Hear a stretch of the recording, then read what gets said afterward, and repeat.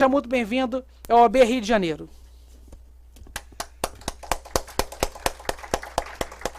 Bom, como deu para perceber, acima de tudo está aqui ao meu lado um grande amigo. Então, obviamente, vocês diminuam um pouco a adjetivação feita pelo Caio, porque isso vem de uma amizade já de longo tempo, de um respeito que tenho por ele, e que resolveu, obviamente, me trazer aqui para o OAB Rio de Janeiro estudar, inclusive, o meu programa de governo, porque já vou usar na próxima campanha. Não, brincadeira à parte, em primeiro lugar dizer da minha satisfação em estar com vocês na tarde de hoje. A OAB do Rio de Janeiro tem uma história fantástica da luta pela democracia, na luta pelos direitos fundamentais da pessoa, na luta contra a ditadura. A OAB do Rio de Janeiro é uma referência nacional e a gente tem que respeitar muito isso. Quero também cumprimentar com muito respeito a doutora Ivone Ferreira Caetano, nossa desembargadora aposentada, que além de ser a primeira e única a desembargadora negra, não só por isto, mas pelas suas decisões, pela sua militância jurídica, pelo trabalho deixado ao longo do tempo, que merece todo o nosso respeito. Já mereceria pelo fato de ter sido a única mulher negra a ocupar o Tribunal de Justiça do nosso estado, o estado do Rio de Janeiro. Mas não é só isso. Ela ocupou e ocupou com brilhantismo. Realmente marcou muito a sua passagem pelo Poder Judiciário aqui do Rio de Janeiro. Por isso, doutora Ivone, meus cumprimentos, meu reconhecimento. Bom, o tema que o Caio propôs, naturalmente é um tema que não é particular, porque a gente, quando fala no Poder Legislativo, nós estamos falando do Estado Democrático de Direito, nós estamos falando de algo muito mais complexo que simplesmente a presença de um poder entre nós. Na verdade, eu quero falar um pouco, refletir um pouco sobre isso, porque nós sabemos que a democracia está em risco. Não é só no Brasil. Na verdade, a democracia está em risco no mundo todo. Os países democráticos hoje não conseguem mais dar atenção devida, quer seja pela crise financeira internacional, desde a época da quebra da bolha imobiliária nos Estados Unidos. De lá para cá, os países têm sido enfraquecidos nas suas políticas públicas e, consequentemente, o cidadão começa a questionar muito mais o processo democrático pelo mundo afora.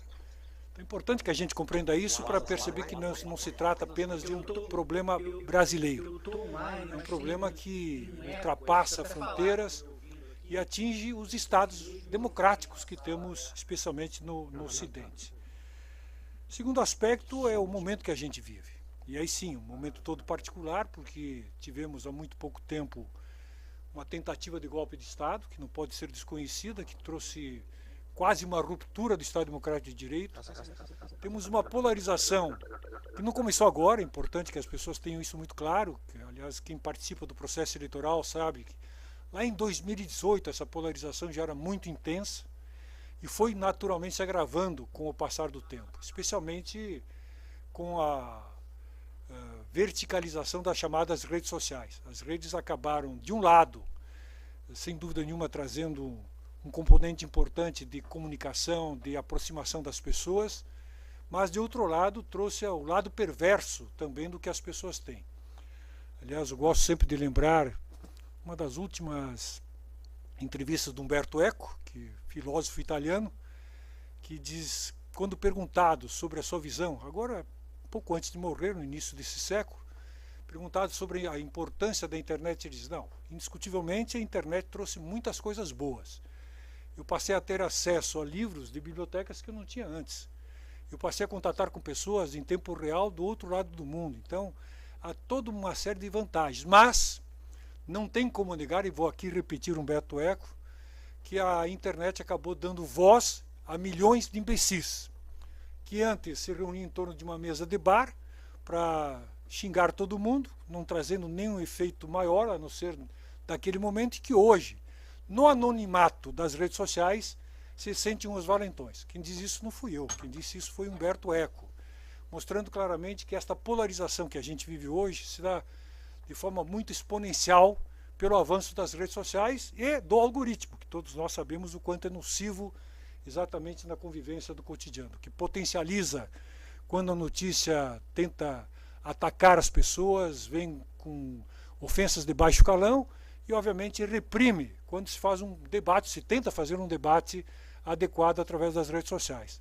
Então, as redes, infelizmente, do ponto de vista da política, elas acabaram se tornando um grande problema que nós teremos que enfrentar de uma forma muito forte no ano que vem.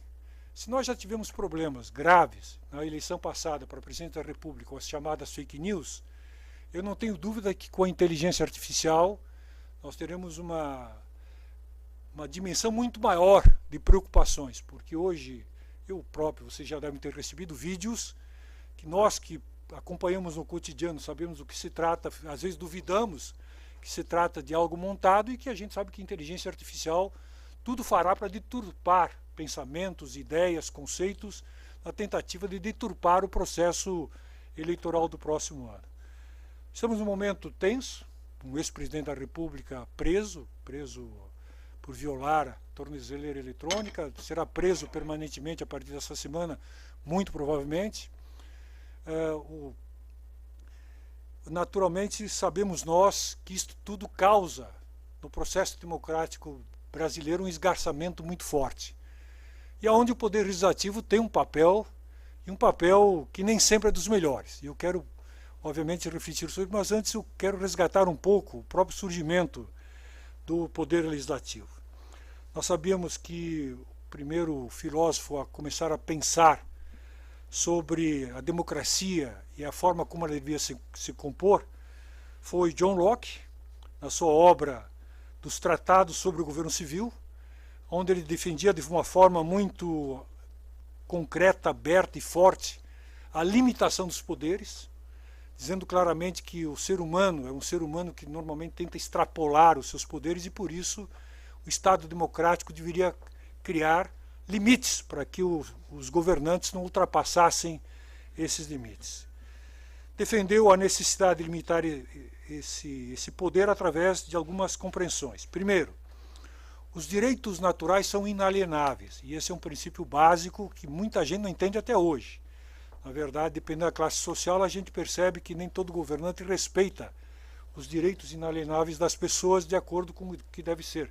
Todo mundo nasce, teoricamente, igual perante a lei, mas não deve ser somente perante a lei. A gente precisa ter também perante o aspecto social, a economia, as oportunidades e assim por diante. O propósito principal do governo, segundo Locke, é através de um contrato social, e esse contrato social no nosso caso é normalmente a Constituição, uma Constituição que é discutida de forma aberta, para proteger quê? O direito do cidadão, porque esta é a base da sociedade. A base da sociedade é a defesa do cidadão, o resto é consequência. Se nós não defendermos o cidadão, o seu direito de ir e vir, liberdade de expressão, alimentação adequada, direito à saúde, etc., vamos defender o quê? Na verdade, o Estado Democrático de Direito existe para dar consistência à vida concreta das pessoas. Para isto, os governantes devem ter o consentimento dos governados. É outro pressuposto do Estado Democrático de Direito. O imperador não tinha, enfim, historicamente, nos estados mais autocráticos, a gente sabe que a população não participa ativamente da escolha dos seus governados, mas no Estado Democrático de Direito é fundamental que os governados, na verdade, ou seja, nós, tenhamos voz ativa e os governantes tenham o nosso consentimento para lá estar, mesmo que não concordemos, mas temos que ter um processo onde a escolha do governante seja mais democrática possível. O governo limitado deve ser limitado e submetido à lei, o que é uma questão básica, e ele usava uma frase que eu considero fantástica, atual. A tirania começa onde a lei termina. A tirania começa onde a lei termina. E é exatamente isso.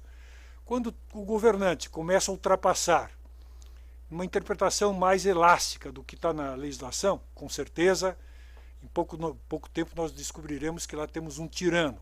Seja no poder executivo, seja no poder legislativo, seja no poder judiciário. O que, aliás, minha desembargadora tem acontecido muito, infelizmente. E aí, ele defendia desde o princípio a separação dos poderes, mas somente dois poderes. O Locke começa, ele não apresenta o poder judiciário enquanto poder.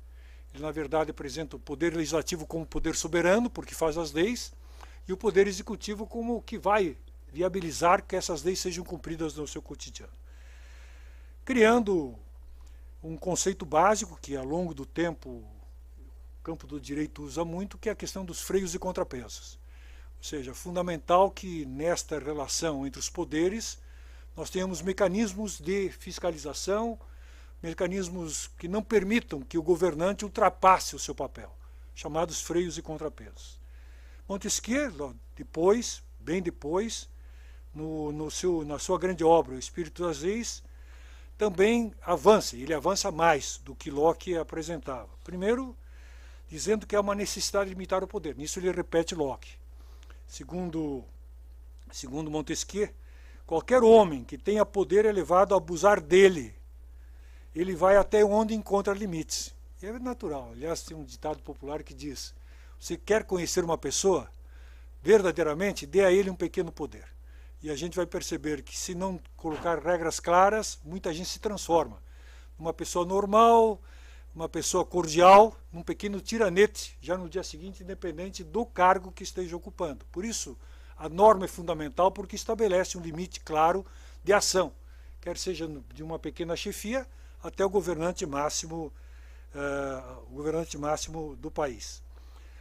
Agora, Montesquieu é que começa a definir realmente a concepção de que o Estado tem que ter 3 poderes: executivo, legislativo e judiciário. Aí é a formatação que nós usamos atualmente para a democracia, que foi pensada inicialmente pelo Locke. Destacando que, obviamente, a existência dos 3 poderes tem que estar baseado na chamada independência e harmonia entre os poderes. Algo tão fácil de falar, mas que na vida real, na vida prática, é difícil de viabilizar. Eu, aliás, não conheço a tal da independência e autonomia entre os poderes. No Brasil é que não. Ao longo do tempo a gente percebe que há sempre um poder hipertrofiado, normalmente era o poder executivo, que acabava colocando no segundo plano o poder legislativo, e o poder judiciário, que se mantinha à parte. E de tempos em tempos isso vai mudando. Hoje dá para dizer claramente que há um poder legislativo hipertrofiado, vou falar sobre isso, e um poder judiciário hipertrofiado. Na verdade, o poder que perde poder é exatamente o poder executivo. E já vou entrar nisso mostrando algumas coisas. Também Montesquieu fala sobre o sistema de freios e contrapesos, para impedir a hipertrofia ou abuso de qualquer um deles, mas nós sabemos que isso, infelizmente, acabou não vigando. É interessante quando a gente fala no poder legislativo, porque a gente fica pensando como é que surge, através desse conceito de separação dos poderes, como é que se viabiliza? Bom, o primeiro poder legislativo tem sua origem na Câmara dos Comuns da Inglaterra, no século XIV, durante o reinado de Eduardo III. No Brasil, o poder legislativo surge através de uma ação de Dom Pedro, imperador Dom Pedro, que forma a primeira Assembleia Geral Constituinte e Legislativa do Império do Brasil, que é convocada para elaborar uma Constituição em 1823, em que em poucos meses está dissolvida. Por quê? Porque a Assembleia, o parlamento criado, começou a querer, obviamente, restringir o poder do imperador, do Dom Pedro. Ele, obviamente, não concordando, ceifou a cabeça de todo mundo. História bastante conhecida, infelizmente, em muitos países. Já no dia 6 de maio de 1826 é que nós temos a abertura da primeira sessão, aí sim, da Assembleia Geral Legislativa, que passa a operar de uma forma plena. Mas não podemos esquecer que esse poder legislativo ele sempre esteve à mercê do poder executivo, desse poder executivo hipertrofiado que a gente teve até 2015. Ou seja, um poder executivo que mandava, desmandava. Tanto é verdade que esse poder executivo acabou fechando o Congresso Nacional por várias vezes. E nós não podemos esquecer isso. Como exemplo, vou dar alguns exemplos, o Congresso Nacional foi dissolvido durante o Estado Novo, de 1937 a 1945, ou seja, ficamos um longo período sem o Congresso Nacional. Durante a ditadura militar, em 65, foi fechado com o AI-2, Ato Institucional número 2, depois, em 66, foi fechado por mais um mês, no mês de outubro. Em 68, o famigerado Ato Institucional número 5, o AI-5, fechou o Congresso Nacional por 10 meses, e em 77 nós tivemos o famoso pacote de abril, que pelo menos o pessoal que já tem cabelo branco lembra muito bem, quando o Congresso ficou fechado por 2 semanas para que o governo de plantão, o governo da ditadura, pudesse tomar uma série de iniciativas. Bom, dito isto, é importante entrar nesse debate sobre o atual papel que o Poder Legislativo exerce. Eu dizia antes, e vou repetir, até 2015 havia uma hipertrofia do Poder Executivo, que fazia o quê? Tinha o comando total, tanto das verbas orçamentárias quanto dos cargos.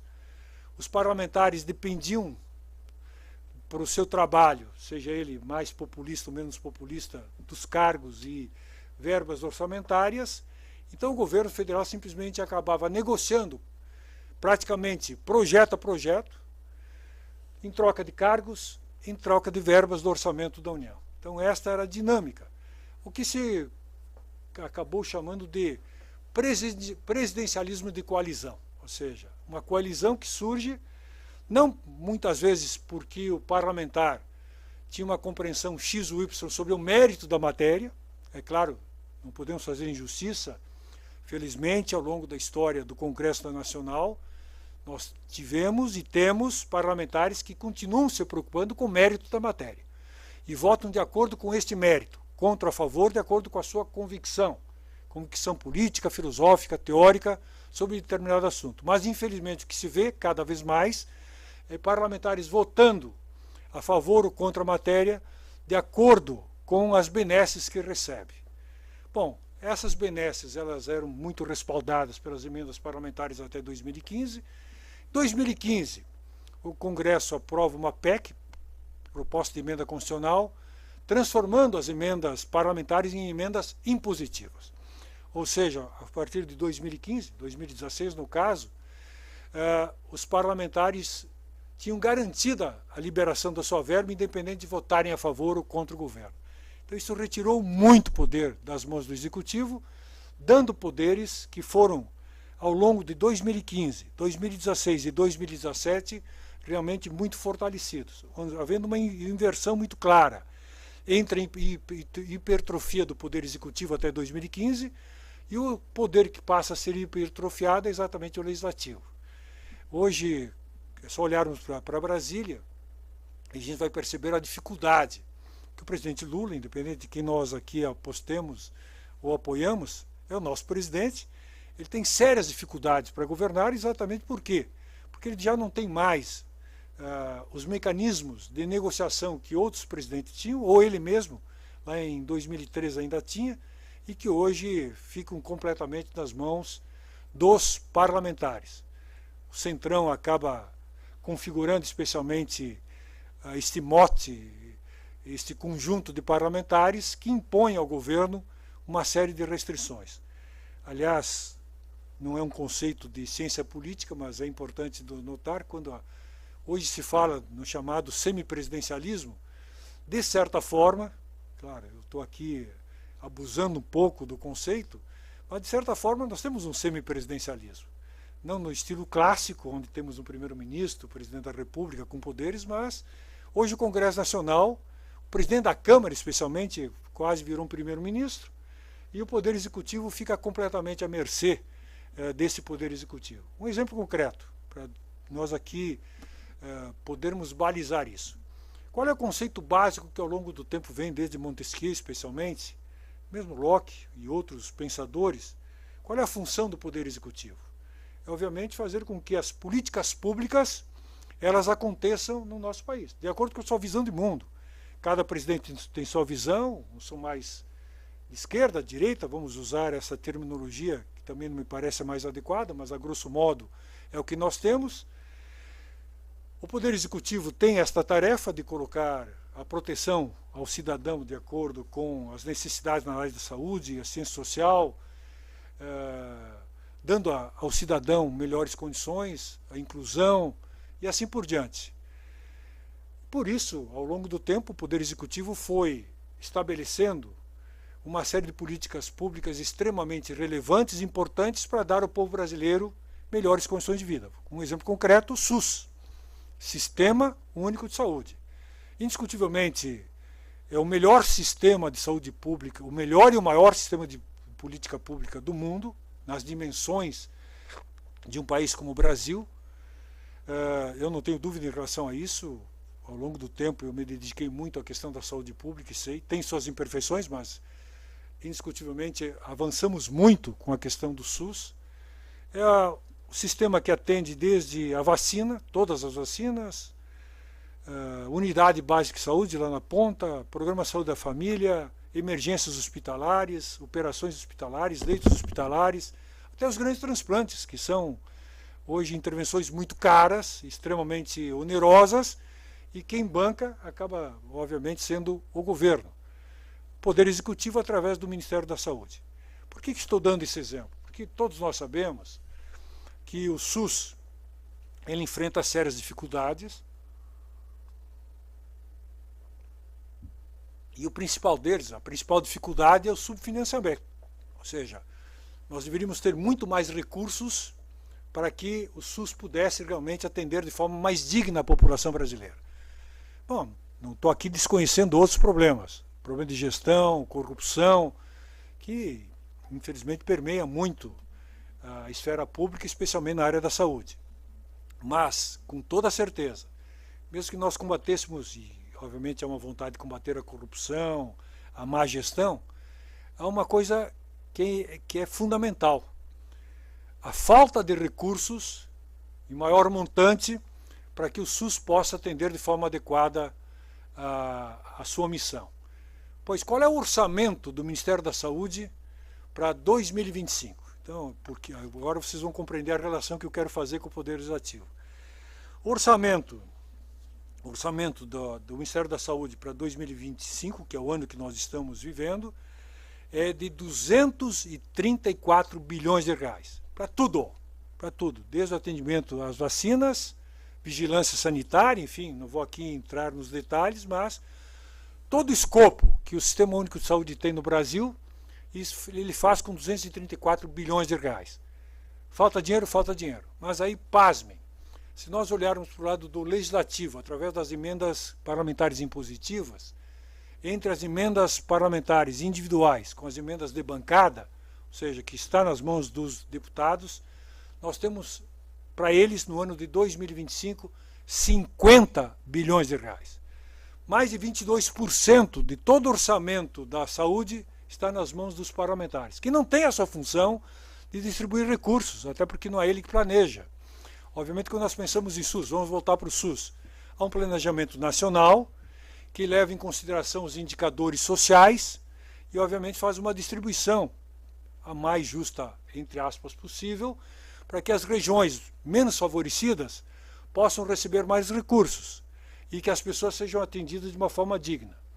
O fato do SUS não ter os recursos adequados, colocando 50 bilhões nas mãos dos parlamentares, o que acabamos vendo, uma distorção enorme na utilização desses recursos, porque o parlamentar nem sempre, aliás, excepcionalmente, ele tem a preocupação, mas a grande preocupação dele é de carregar esses recursos para a sua base eleitoral. E muitas vezes a base eleitoral não precisa desses recursos da mesma forma que uma cidade vizinha, que não tem um parlamentar que o defenda e assim por diante. Então, ou seja, há uma discrepância maluca, porque o Poder Legislativo, que tem, obviamente, a função de fiscalizar, de aprovar leis, de aprovar impeachment do presidente, aprovar impeachment de ministros e assim por diante, não poderia ter estas condições de apanhar recursos do orçamento, que são recursos públicos, e, obviamente, de forma populista, de forma dirigida, orientar esses recursos para suas bases eleitorais. Mas, infelizmente, isso acontece.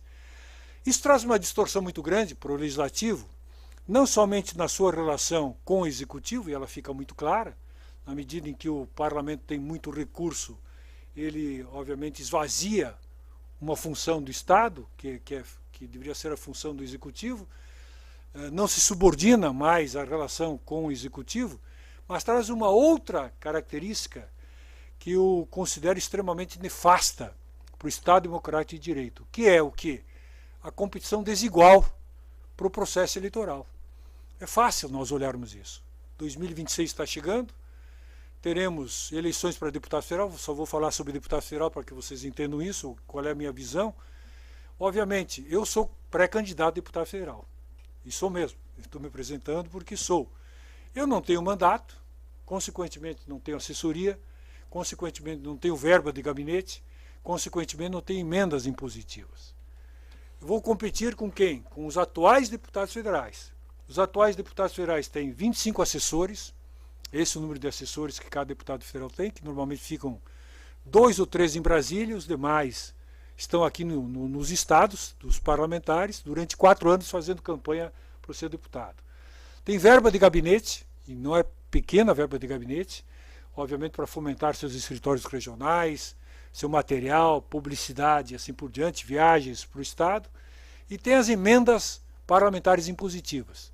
Cada parlamentar, junto com as emendas coletivas, dispõe de 50 milhões de reais para distribuir todo ano.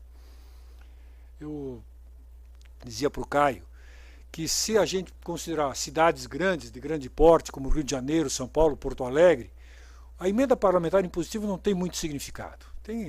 Os parlamentares dão para essa ou aquela instituição, mas não tem um grande reflexo político, porque nas grandes cidades isso tem pouco impacto.